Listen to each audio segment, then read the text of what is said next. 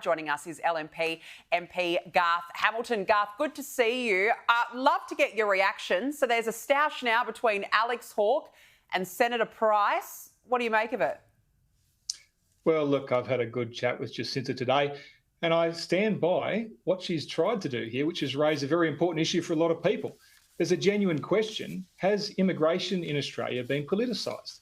And we saw, and you raised this earlier on, Tony Burke, just before the election, racing around giving away citizenships in a way we've never seen before. We've heard all through this last term of government, that the only thing keeping us out of recession was our high immigration rate. So I think there's a very sensible question there. Have we politicised our immigration system? And I think it's worthwhile asking that. My second point that I'd make: since when do we, on the Liberal Party, take our cues from the ABC?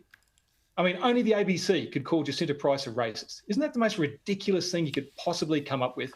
And yet we've got a little bit scared by this.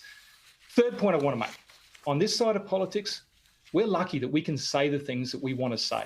That's what separates us from Labor. They have to stick by their little rule books and they have to say all the same thing.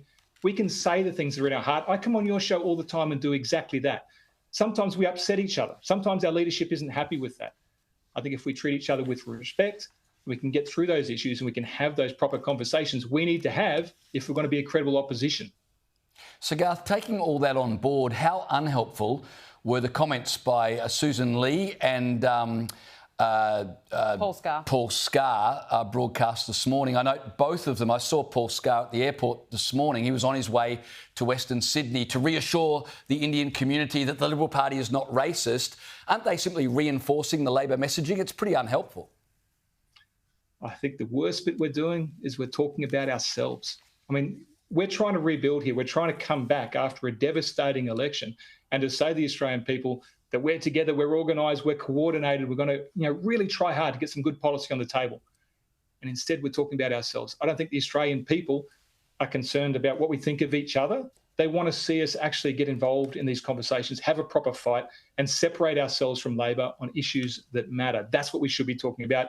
Every time we're talking about ourselves, it's very unhelpful. Yeah, look, you're not wrong, absolutely. I want to ask you about the scenes at Bondi today. Of course, another Aussie landmark tarnished. Pro-Palestine protesters rocked up. They went for a little paddle out to sea in support of Gaza. Now, obviously, this is an area with a high Jewish population. They knew exactly what they were doing. It turned ugly, of course, when pro-Israel and pro-Palestine protesters clashed. So what's your reaction to what we saw? But also the fact that it appeared that everyday Aussies rocked up. They were waving the Aussie flag, telling the pro-Palestinian group where to go. This is not my vision for Australia. This is not what I want. This isn't what we should be seeing in Australia. I'm absolutely sick of this. I'm sick of this. And I'm not going to pretend that there's two equal sides here to blame. One of these sides is still holding hostages. And yet they're going to go around pretending that they have some legitimacy in this argument. I'm absolutely sick of it. I don't want to see it anymore. And I think it's about time that we just crack down on this and said, look, enough. You shouldn't be bringing these sort of troubles into Australia. They have nothing to do with our nation. We should draw a line under this and just walk away from this altogether. I'm sick of it. Yeah, I think most Australians would absolutely agree with you. We spoke just a second ago about migration. According to a report in the Wall Street Journal, populist or far-right parties are leading in the polls for the first time in the UK, France and Germany, a sign of growing voter discontent after years of high immigration and inflation. Obviously, we saw the huge marches against mass immigration last weekend.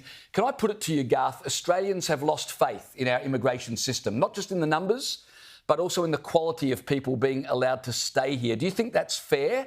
And what can government do to reassure people about our immigration system? Well, I think you're right. I think Australians have lost faith in our immigration system. I was in the UK in the lead up to Brexit when there was an open door policy over there. And I remember watching a Welsh town, the church changed denomination because of the overwhelming number of immigrants that came in. This is the church that's been standing for a couple of hundred years. And the local people felt terrible about this. And you saw this build-up of emotion in the UK on the issue of immigration, and it played a huge part in Brexit. And sadly, I think we're seeing something not too dissimilar in Australia right now to what we've seen over there and what we're seeing in other parts of the world as well. We've lost faith that our immigration program is being used for the benefit of our citizens and for this country. And that's a real shame, because we are a migrant nation, but we're not a stupid nation. And our policies have been hurting us, and they've been barely keeping our economy growing, but making the everyone's share of the pie that much smaller as we bring people in at too quick a rate. This is something that needs to change. If we're going to win people's trust back, we need to show that we acknowledge it, number one, that we have a different plan. That's number two. And three, we need to explain why. We need to put our vision for what Australia should look like. It shouldn't be this hard to buy a house. It shouldn't be this hard to get into schools, or these lineups that we have at hospitals or at the doctor's surgery. We shouldn't be experiencing this. And that's a different vision we have to lay out for Australia. Yeah, look, you're spot on. There needs to be a debate. It wasn't front and centre the last two elections, and we cannot get everyday Aussies into homes. There needs to be a conversation. I think you're right.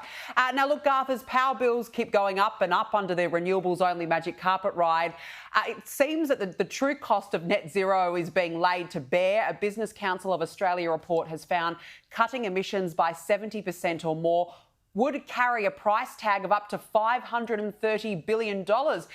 Gee, Garth, remember when Labor drummed up that $600 billion price tag for the coalition's nuclear policy? And where did that get them?